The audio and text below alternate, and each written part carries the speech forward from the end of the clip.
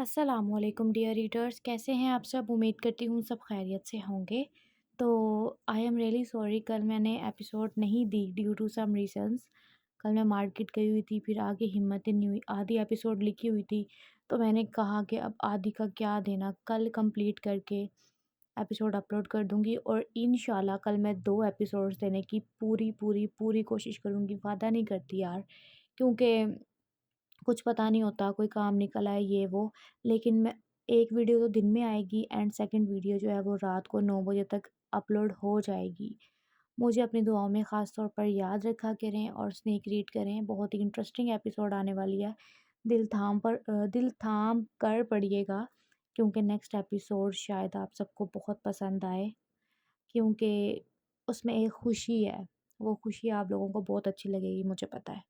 इसलिए मिठाई लेके फिर वीडियो को ऑन कीजिएगा और फिर पढ़िएगा। जब आप वो खुशी पढ़ेंगे तो साथ आपने थोड़ी सी बर्फ़ी की बाइट लेनी है, मुस्कुराना है और मुझे मुबारक देनी है कमेंट में।